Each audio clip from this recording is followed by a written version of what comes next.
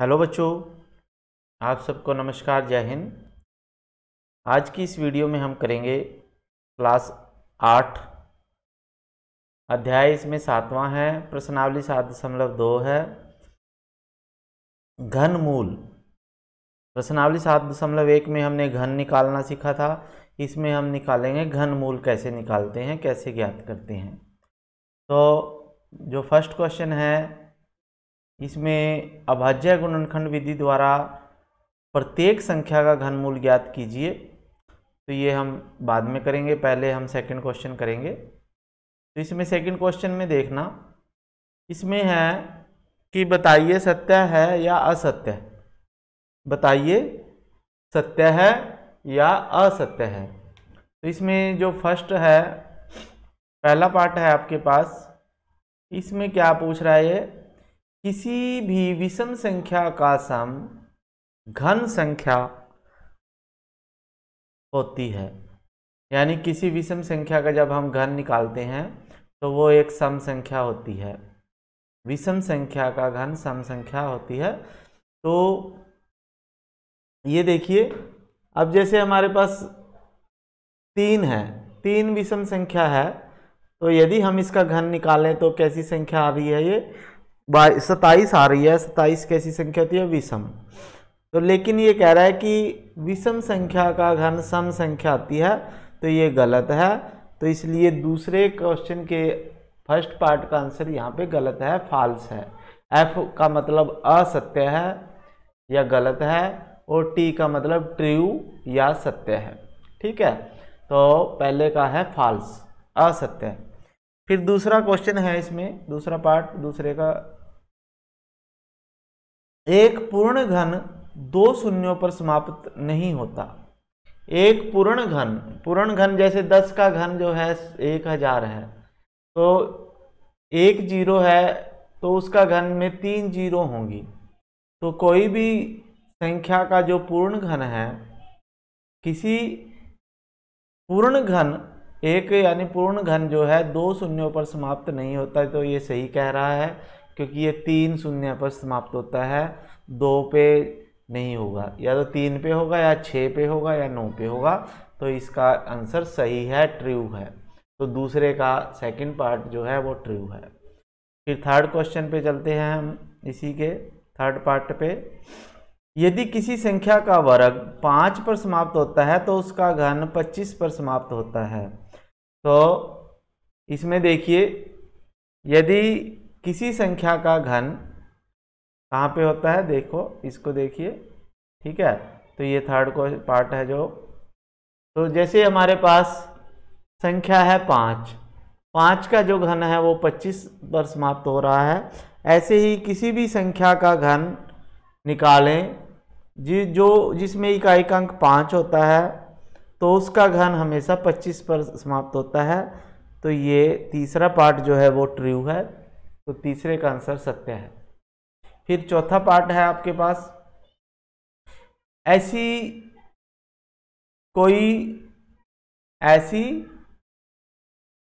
Fourth part है, ऐसा कोई पूर्ण घन नहीं है जो 8 पर समाप्त हो। ऐसा कोई पूर्ण घन नहीं है जो 8 पर समाप्त हो। अब ये देखिए, 2 का घन जो है 8 है, तो ये 8 पे समाप्त हो रहा है। तो 2 का घन जो है 8 पे समाप्त हो रहा है, लेकिन ये कह रहा है भी किसी भी संख्या का पूर्ण घन 8 पे समाप्त नहीं होता। या ठीक है, तो ये जो होगा असत्य होगा, फाल्स हो जाएगी। ठीक है, क्योंकि 8 पे भी समाप्त होता है। फिर उसके बाद नेक्स्ट क्वेश्चन है फिफ्थ पार्ट। तो फिफ्थ पार्ट में देखिए, 2 अंकों की संख्या का घन 3 अंकों वाली संख्या हो सकता है। अब 2 अंकों का घन, अब जैसे देखिए यहाँ पे 2 अंक ये है 10 का घन है 1000। ठीक है, तो 10 का घन 1000 है, इसमें 4 अंक है, 1 2 3 4, और 11 का 12 का जो भी होगा घन, उसमें तो 4 या 4 से ज़्यादा ही अंक होंगे। तो कोई भी 2 अंकों की ऐसी संख्या नहीं है जिसका घन 3 अंकों का हो। तो ये असत्य है। तो 5वें का जो है फॉल्स आ जाएगा, असत्य आ जाएगा। फिर छठा पार्ट है आपके पास, तो छठे पार्ट में देखिए क्या कहता है ये। तो छठे पार्ट में कहता है ये 2 अंकों की संख्या के घन में 7 या अधिक अंक हो सकते हैं। जो 2 अंकों की संख्या का घन है वो या तो 7 होगा, यानी 7 या उससे अधिक अंक हो सकते हैं। तो ये आपको देखना पड़ेगा। इसमें हम क्या कर सकते हैं, तो इसमें देखिए, तो इसमें जो 6th क्वेश्चन है इसमें ये कह रहा है कि 2 अंकों की संख्या घन जो है 7 या उससे अधिक अंक हो सकता है। अब 2 अंकों की सबसे बड़ी संख्या लेते हैं हम, जैसे 99 लेते हैं। क्या लेते हैं? 99। अगर हम 99 का घन निकालें तो हमारे पास आता है 970299। अब इसमें देखिए कितने अंक हैं, इसमें 6 अंक हैं। ठीक है, तो सबसे बड़े ज़्यादा से ज़्यादा अंक 6 हो सकते हैं। अगर हम 2 अंकों की संख्या घन निकालें, कोई कितनी भी बड़ी संख्या, सबसे बड़ी संख्या हमने ले ली है, उसका घन निकालें तो इसमें 6 अंक हैं, तो ये असत्य आएगा। 7 या 7 से अधिक अंक इसमें नहीं होंगे। ठीक है, फिर 8वां क्वेश्चन है आपके पास। 8वां पार्ट है सेकंड का। 1 अंक वाली संख्या का घन 1 अंक वाली संख्या हो सकता है, तो ये सत्य है। जैसे 1 है, 1 का घन 1 ही है, इसमें भी 1 अंक है, इसमें भी 1 अंक है, तो ये सत्य आएगा, ट्रू आएगा। ठीक है बच्चों, अब हम 3rd क्वेश्चन करेंगे। तो 3rd क्वेश्चन को करने से पहले हम थोड़ा सा घनमूल के बारे में समझ लेते हैं। अब जैसे मैंने लिखा है 1 का घन आपको पता है 1, 2 का घन 8 होता है, और घनमूल क्या होता है, जो ये घन निकाला उसका घनमूल जो है उल्टी तरफ हो जाएगा। यानी 1 का घन जो है 1 है, घन को हम लिखते हैं ऐसे। ठीक है, घन को ऐसे लिखेंगे, ये ऐसे करके यहाँ पे 3 लिखेंगे। ठीक है, तो ये घनमूल है। घनमूल को हम इस तरह से लिखते हैं, जैसे हमने 8 का घनमूल निकालना है तो 8 यहाँ लिखेंगे और इसका घनमूल 3। ठीक है, तो 8 का घनमूल जो है वो 2 होता है। क्या होता है? 2, क्योंकि 2 का घन जो है 8 होता है और 8 का घनमूल 2 होता है, तो एक दूसरे के ये उल्टे होते हैं। ऐसे ही 3 का घन 27 है और 27 का घनमूल, ठीक है, 3 है। तो इस तरह 64 का घनमूल 4 है, 125 का घनमूल 5 है, 216 का घनमूल 6 है। तो ये 10 तक लिखे हैं मैंने। 1000 का 10 है, 729 का 9 है, 512 का 8 घनमूल है। ठीक है, तो ये आपको याद होना चाहिए। घन भी पता होना चाहिए 10 तक और घनमूल भी आपको पता होना चाहिए। तो अब क्वेश्चन नंबर 3 पढ़ लेते हैं। तो इसमें पूछा है कि आपको यह बताया जाता है कि 1331 एक पूर्ण घन है। तो क्या बिना गुणनखंड किए आप यह अनुमान लगा सकते हैं कि इसका घनमूल क्या है? इसी प्रकार आप इनका बाकी संख्याओं का घनमूल भी ज्ञात कीजिए। अनुमान लगा के करना है हमने, बिना सोलव करे हमें डायरेक्ट पता लग जाए कि इसका घनमूल क्या है, तो उसके लिए हमें इसको याद करना पड़ेगा। ठीक है, तो देखते हैं कैसे निकालते हैं। तो मैं फर्स्ट पार्ट ले लेता हूं। जैसे आपके पास है क्वेश्चन नंबर, ये आपके पास जो 3 का है ये कर रहे हैं हम। तो 3 में मैं लिख लेता हूँ, ये वाली संख्या है 12167। तो इसका घनमूल मैं 1 मिनट में आपको बता सकता हूँ इसको देख के। तो उसके लिए हम क्या करेंगे, सबसे पहले हमें यहाँ से 3 अंक लेने हैं। इस साइड से शुरू करते हुए जाना है, 3 अंक लेने हैं। फिर उसके बाद अगर 1 अंक रहता है तो 1 लेने हैं, 2 रहते हैं तो 2 लेने, 3 रहते हैं तो 3 लेने। ठीक है, तो ये 2 अंक रह गए हैं तो 2 ले लेते हैं हम। अगर 4 रह जाते हैं यहाँ पे, फिर 3 लेने, फिर 1 रहेगा। ठीक है, 3-3 के ही जोड़े बनाने हैं हमने, 3-3 के हमने समूह बनाने हैं। तो यहाँ से इधर से शुरू करना है। ठीक है, इकाई के अंक की तरफ से शुरू करना है। तो अब 167 में देखो इकाई का अंक क्या है, 7। क्या है? 7। अब हमने देखना है कि किसका घनमूल जो है वो 7 है। यानी जो जिसमें 7 संख्या है, जहाँ भी जैसे ये 7 है यहाँ पे, ठीक है, तो इसका घनमूल देखेंगे हम। तो ये इकाई का अंक आपने देखना है, ठीक है। और जिस भी संख्या में 7 आएगा जी उसका घनमूल देखना है हमने।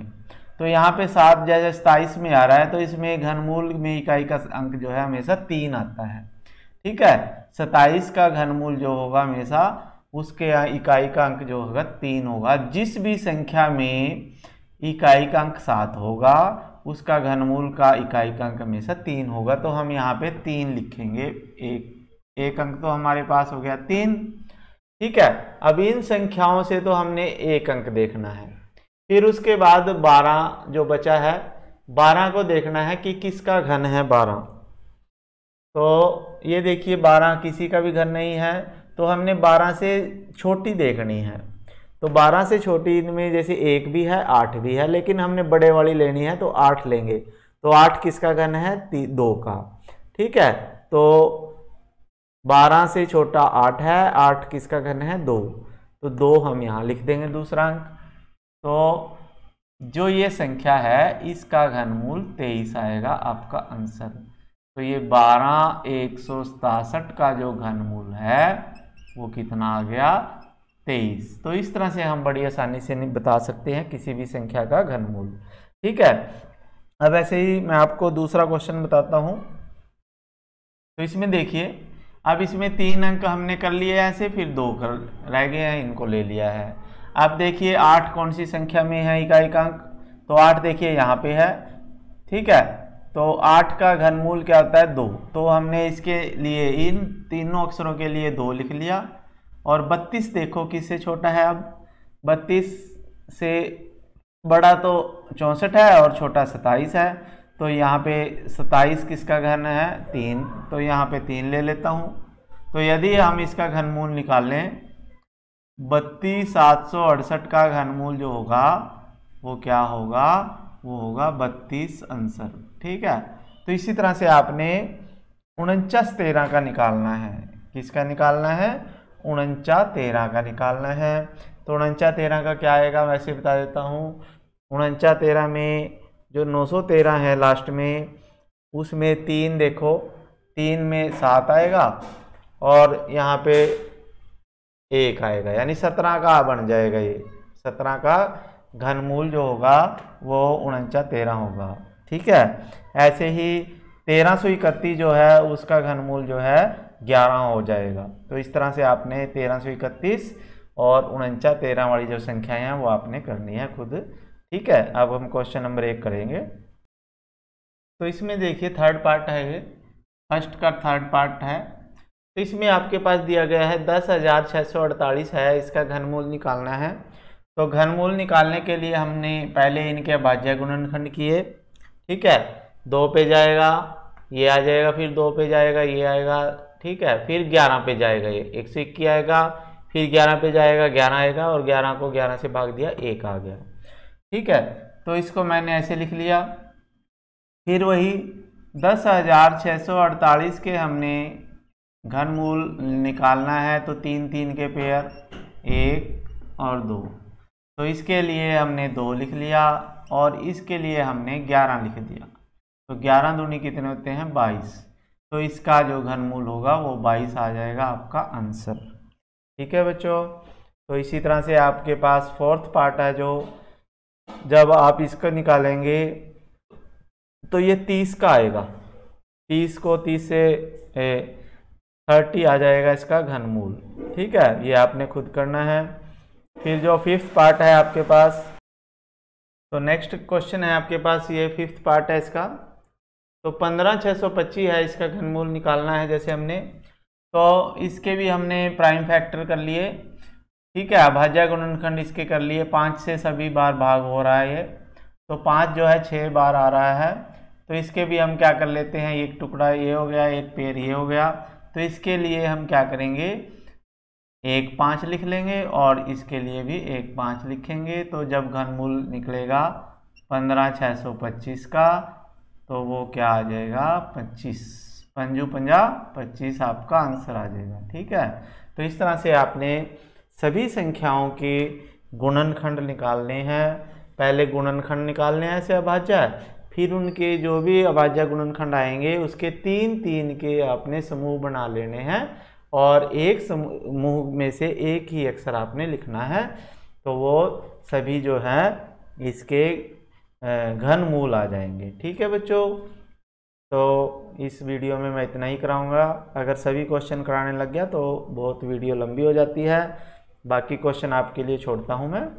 ठीक है, फिर मिलेंगे नई वीडियो के साथ। ओके, थैंक यू, जय हिंद।